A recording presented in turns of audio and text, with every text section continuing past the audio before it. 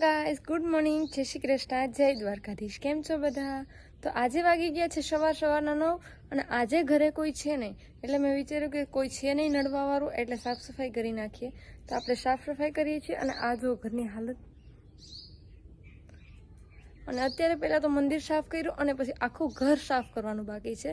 તો ચાલો આપણે સાફ સફાઈ કરી અને મળીએ પછી પાછા। ગાઈસ અત્યારે વાગી ગયા છે 3:30 અને આપણે નાહી ધોઈને ફ્રેશ થઈને સૂઈ ગયા। અહીંયા જો આપણા બેન આવ્યા છે, તો જો અત્યારે ફુગ્ગાથી રમે છે, હોળી આવી ગઈ એટલે। બોલો તો બેન, જય શ્રી કૃષ્ણ। જય શ્રી કૃષ્ણ, હે દ્વારકાધીશ, આ વિડીયોમાં તમારું સ્વાગત છે। જે છે ને અમારા બેન ઘરે આવ્યા છે, તો એને નાનકડી એવી સરપ્રાઈઝ આપે અને જોઈએ કે કેટલા ખુશ થઈ જાય। તો ચાલે આપણે જોઈએ। હું તને એક સરપ્રાઈઝ આપું બેટા। હા આલી વાહ માસી કલર।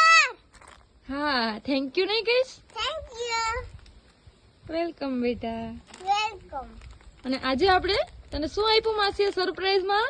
કલર, એટલે આજે આપણે હોળી રમવાની છે। હા,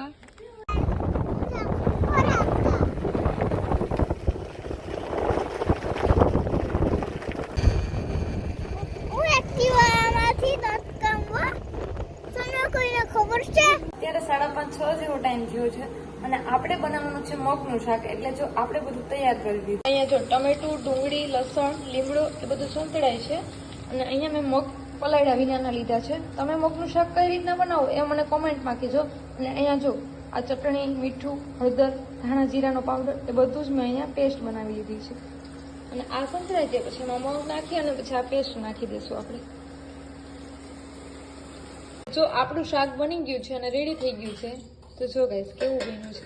ગાઈસ અહીંયા મારા ભાભી રોટલી બનાવે છે। ભાભી હેલો, જય શ્રી કૃષ્ણ, જય દ્વારકાધીશ, કેમ છો બધા?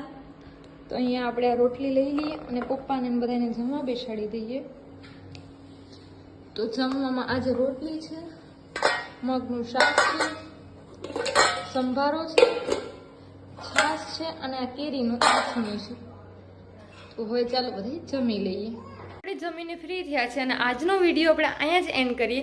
તો આજનો વિડીયો તમને જો સારો લાગ્યો હોય તો મારી ચેનલને લાઈક કરજો, શેર કરજો અને સબસ્ક્રાઈબ કરજો।